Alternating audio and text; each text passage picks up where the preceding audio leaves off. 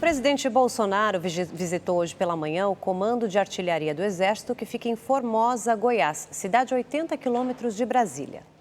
Foi uma visita extraoficial. Bolsonaro saiu cedo do Palácio da Alvorada de helicóptero. Chegou ao posto da Polícia Rodoviária Federal, próximo ao Comando de Artilharia, por volta das 9 horas. Ele abraçou e tirou fotos com os agentes. Também acenou para os motoristas que passavam pelo local. Depois, o presidente seguiu para o Forte Santa Bárbara, onde foi recebido pelo governador de Goiás, Ronaldo Caiado.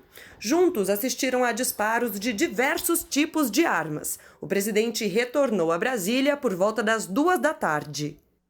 O governador do Rio de Janeiro, Wilson Witzel, do PSC, flexibilizou o isolamento social e permitiu a reabertura de alguns setores do comércio e da indústria. As novas regras começaram a valer hoje. O decreto publicado em edição extra do Diário Oficial permite o funcionamento de shoppings e centros comerciais limitados a 50% da capacidade. As áreas de recreação e cinemas ficam fechadas. Bares e restaurantes também podem funcionar com metade da lotação, assim como os pontos turísticos. O decreto ainda permite o funcionamento dos parques para a prática de esportes, desde que não haja aglomeração. A volta do futebol e de outras competições esportivas também está permitida, mas sem público. E as igrejas podem funcionar com distância de 1 metro entre as pessoas. O uso de máscaras permanece obrigatório em todos os locais, assim como o fornecimento de álcool em gel. A abertura da economia é muito importante para que as pessoas possam voltar a trabalhar, para que as pessoas possam praticar os seus esportes individuais e todas as outras que nós autorizamos. Mas isso tudo muito controlado. Mas continuam valendo as regras estabelecidas por cada município. Amanhã, o Conselho Científico da Prefeitura do Rio vai se reunir para avaliar as recomendações do Estado e, assim, decidir se acompanha as medidas do governador ou se segue com o plano já estabelecido. Na capital, a reabertura está acontecendo de forma gradativa e prevê 6 fases com duração de 15 dias cada uma. A próxima etapa, quando serão abertos os shoppings com horário reduzido, está prevista para daqui a 10 dias. Mas a cidade pode voltar a uma fase anterior, caso o contágio do novo coronavírus volte a crescer. Vamos avaliar as recomendações, não determinações, recomendações do governador para ver o que se pode atender. Se nós voltarmos, os parâmetros piorarem, ao invés de caminhar para uma normalidade, nós temos que voltar atrás e aí o processo todo se atrapalha, não é?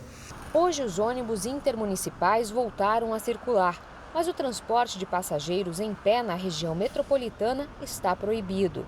Já os ônibus entre a capital e os municípios do interior só podem disponibilizar metade dos assentos.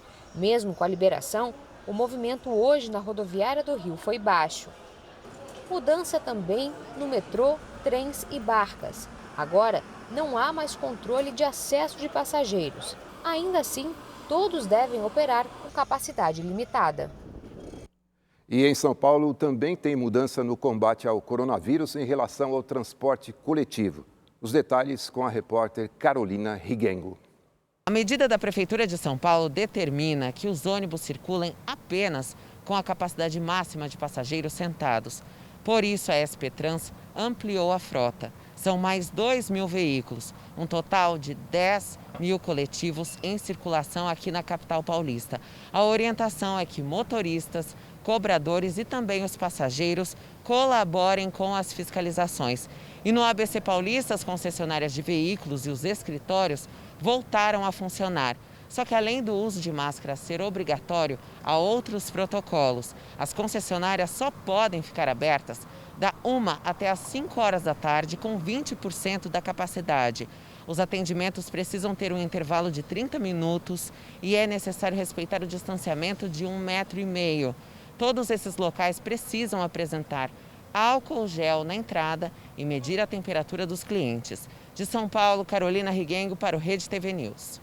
Bom, vamos à última atualização dos dados sobre o novo coronavírus aqui no Brasil. Os números mais recentes foram divulgados ontem à noite. Segundo o Ministério da Saúde, em 24 horas, 11.900 pessoas se recuperaram da Covid.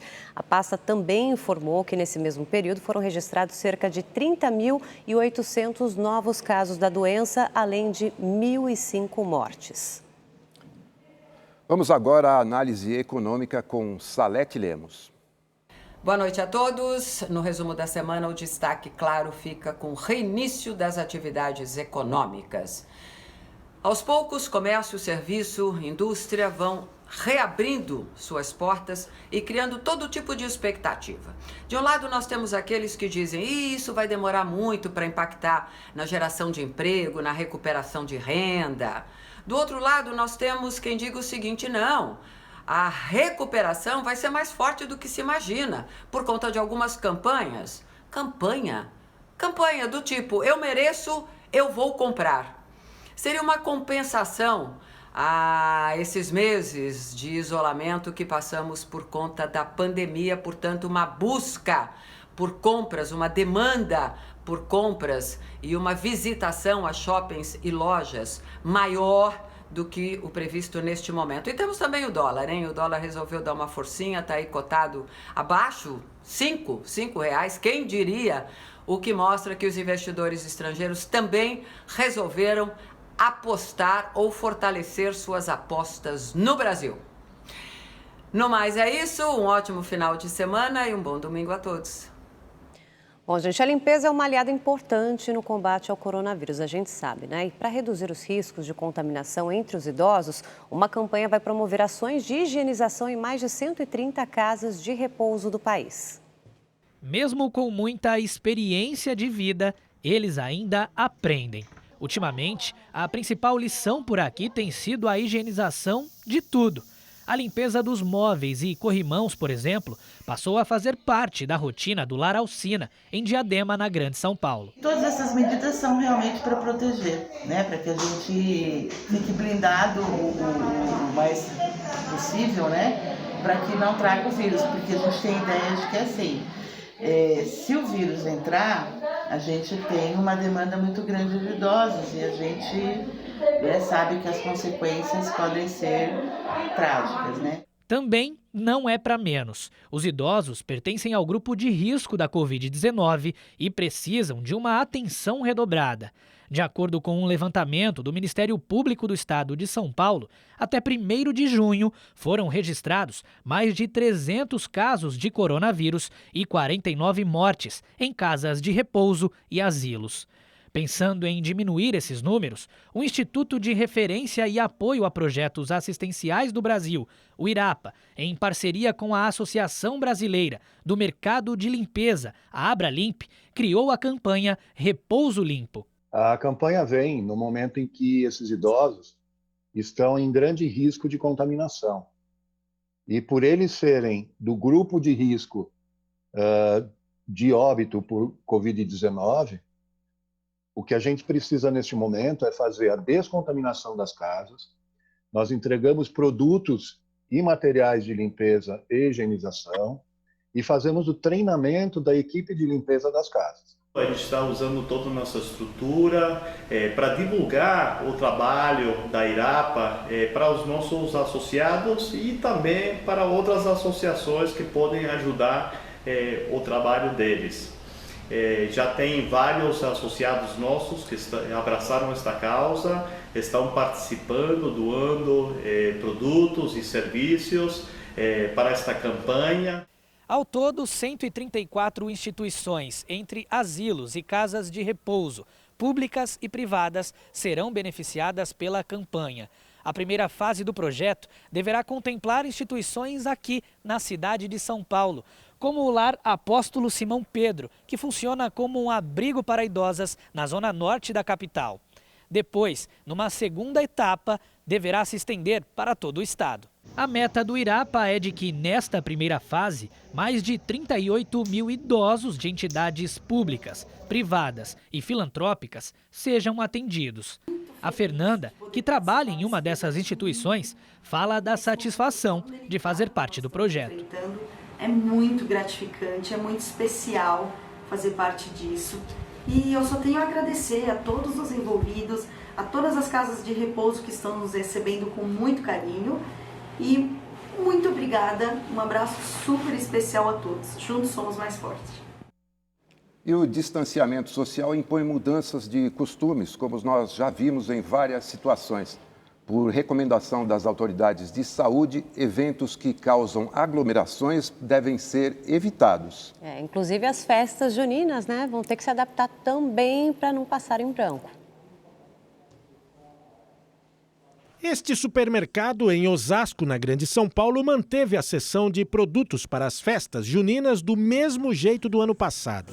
O gerente ficou surpreso com o movimento. A procura aumentou muito, nós estamos fazendo alguns preços, diferenciados nesses produtos sazonais, que no caso seria o milho de pipoca, canjica, e o pessoal tem comprado bastante para fazer em casa. Essa família não perdeu tempo e também trouxe a listinha. Milho, farinha de fubá, para fazer um cuscuz, né, mãe? Que é pra minha mãe que farofa. Que coisa. Será que vai para a cozinha? Também. Família grande, meu filho. Família de 7 filhos e 12 netos. Faço tudo de milho, eu adoro. Tudo de milho na minha casa a gente usa. Todo mundo participando, mas cada um da sua casa. Essa é a nova cara das festas juninas nesse período de pandemia. Para honrar a tradição, professores e diretores de uma escola da capital paulista decidiram enviar vídeos para os pais e alunos ensinando a fazer a decoração e as comidas típicas das festas juninas. Aqui eu tenho as 2 pipocas, cada uma com um sabor. Aqui eu tenho uma cocada, eu coloquei num potinho também, mas você pode colocar como você preferir na sua casa. A data não passou em branco. Os ensaios para a quadrilha aconteceram à distância e as crianças fizeram uma live para dançar e comemorar.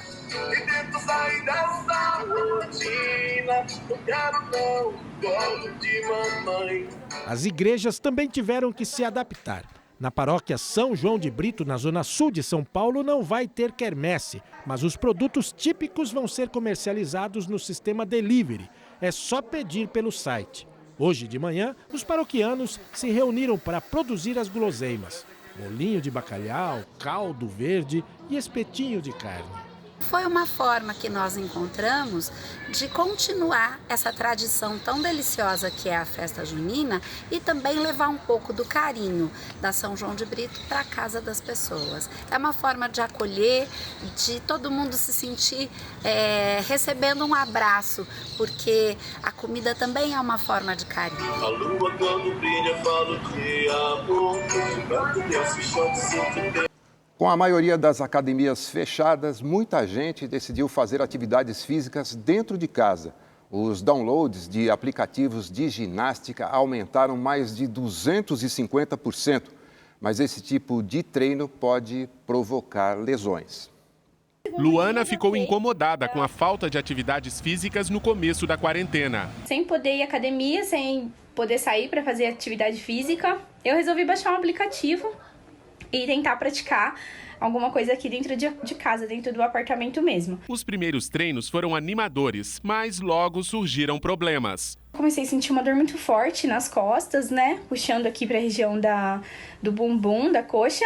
No 4º dia eu tive que ir até emergência, tive um estiramento, precisei tomar uma injeção intramuscular e devagarzinho agora voltando ao normal. A experiência da Cristiane com os treinos que buscou nas redes sociais também não foi das melhores. Eu comecei a sentir muitas dores nas atividades, eu realmente tive dor no joelho, devido ao alto impacto de muitos exercícios, então acabou tendo um efeito contrário. Um levantamento feito por uma consultoria especializada mostra que o número de aplicativos de atividades físicas baixados aumentou mais de 250%. Em todo o país, os downloads saltaram de 1.200.000 para quase 4,5 milhões por semana. Este ortopedista alerta para os riscos de treinar em casa sem o acompanhamento de um profissional.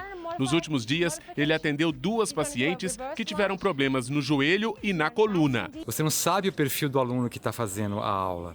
Então, nesse tipo de aula, a gente tinha que ter um cuidado do professor de explicar para o aluno que se ele está muito tempo parado, se ele está acima do peso, ele não pode fazer certos movimentos, né? Então, isso que é difícil nos apps e nas lives, porque você não sabe quem está fazendo a aula. Recuperada das dores, Cristiane já voltou a fazer as aulas de ginástica, agora orientada por um educador físico. Então, assim, hoje eu tenho seguido os meus treinos somente com um profissional, tenho gostado muito.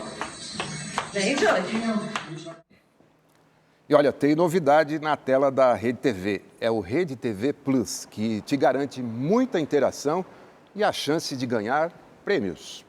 Agora ficou ainda melhor assistir à Rede TV. Você pode participar de maneira interativa dos programas e ainda concorre a um festival de prêmios. Tem smartphones e até carros. Para saber mais e participar é fácil.